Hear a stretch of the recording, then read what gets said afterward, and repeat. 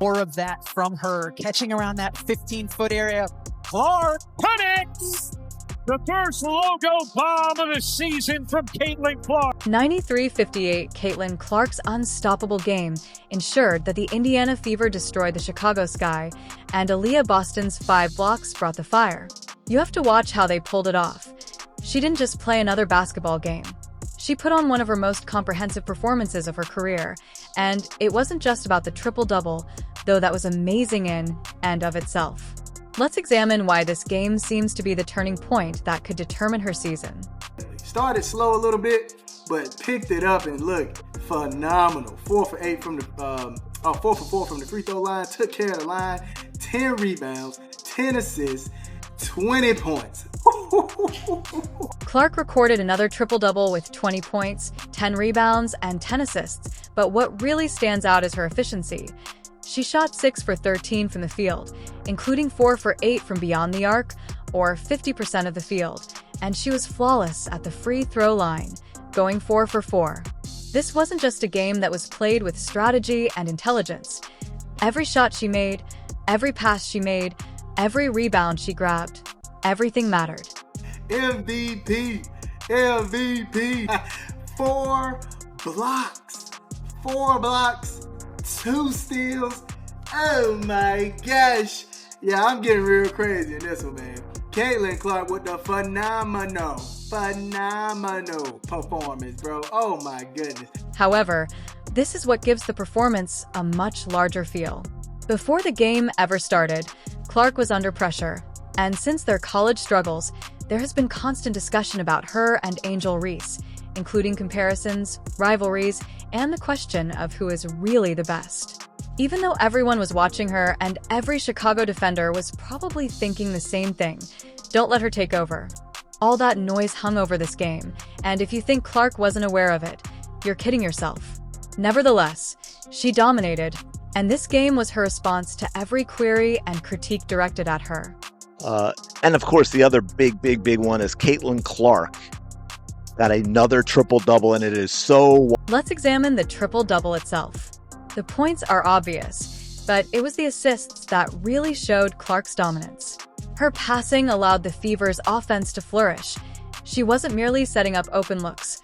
She was also putting her teammates in position for uncontested baskets. Consider it. Her court vision is incredible, and it was evident every time she threaded a ball through the defense.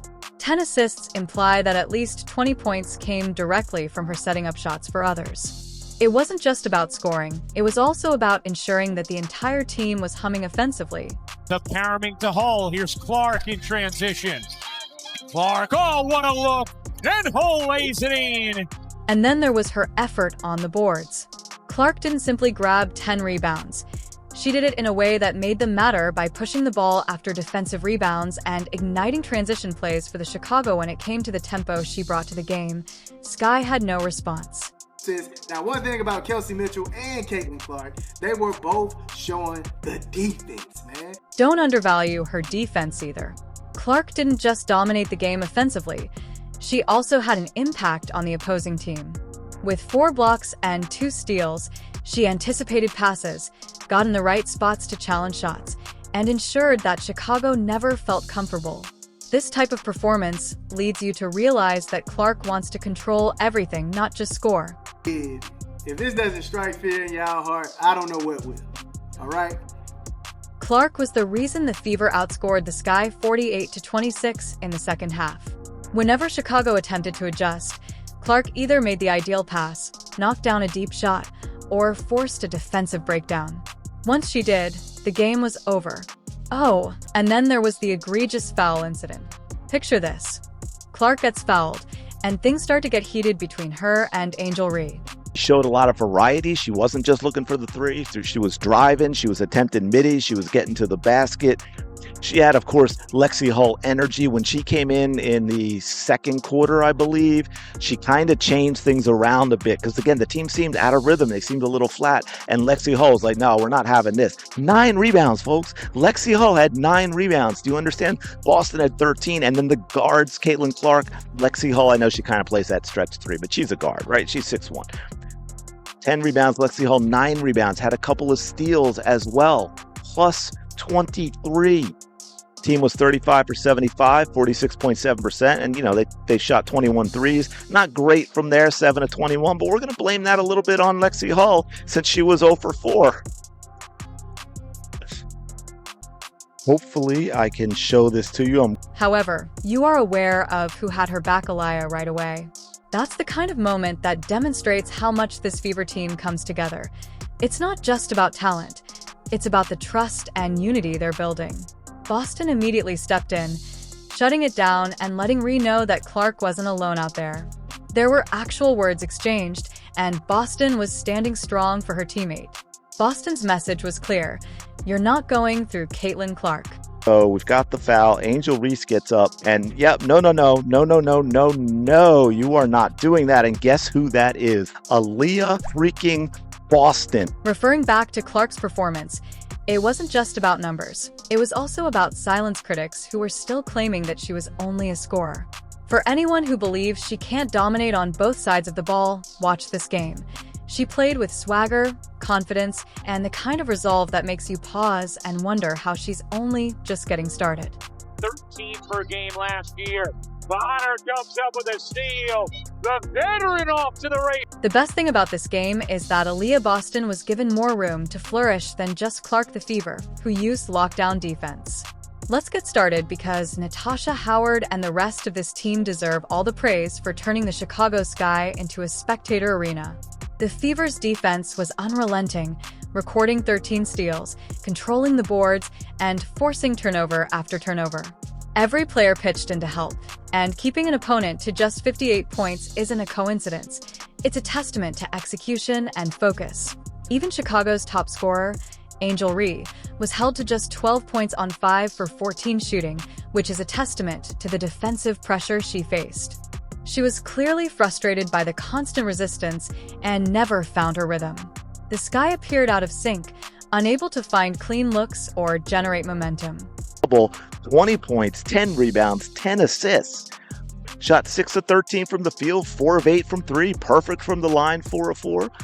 Oh, by the way, 2 steals, and 4 block shots, which lead the team because Aliyah Boston at 5. And by the way, Aliyah Boston was the focal point of this defensive masterclass, anchoring the Fever's effort in the paint with 5 blocks. But these weren't merely highlight reel swats. They were well thought out, calculated plays. Boston's flawless positioning and ability to read the offensive made all the difference. She repeatedly foresaw Chicago's actions that would stop their attempts to reach the rim.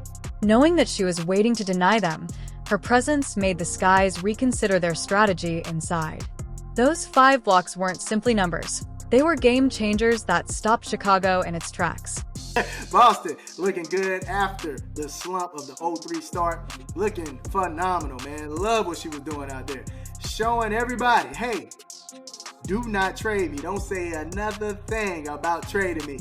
Or this. Natasha Howard was equally important, demonstrating her versatility on defense by blocking passing lanes, contesting shots in the paint and on the perimeter, and making life difficult for Chicago's offense by controlling the boards and guarding multiple positions, which reduced the Sky's second-chance opportunities.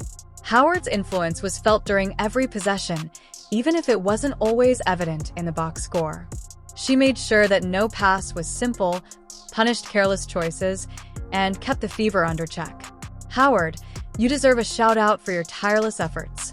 612-0 for 1 for 3, 3 for 8 from the free throw, get that one together. And then there was Lexi Hall, whose enthusiasm inspired the team as a whole. Hull finished with 9 rebounds, but her real contribution was the intensity she provided to the game. Chicago just couldn't match it, and that edge gave the Fever a definite advantage. Her hustle plays, collecting rebounds, diving for loose balls, and fighting for every possession were infectious. Howard, shout out to you. Shout out to you. Really putting effort out there. 6-12, 0 for 1 for 3, 3 for 8 from the free throw. Get that free throw together. The goal of the Fever's defense was to create possibilities rather than only stop the Sky. Those 13 steals became transition buckets that kept Chicago on their heels and fueled their offense. Holding the Sky to just 26 points and thwarting any attempt at a comeback, the second half was a defensive clinic. This kind of defense sends a message in addition to winning games. But I like how she was hustling for the second chance buckets. Second chance, Lexi Hall. Love it. 9 rebounds, 9 points, 2 steals, giving me defense, giving me second chance buckets, second chances. I like it. Hustling for the 50-50. Get a little bit more confident when you get that. Dana Bonner just made history by becoming the 3rd leading scorer in the WNBA's history books. It was made even more memorable by the fact that it occurred during the Indiana Fever's decisive victory. As soon as she made the shot to cement her place in the record books, the arena erupted in applause. The crowd gave her a standing ovation, and you could feel the respect and admiration for her career pouring in.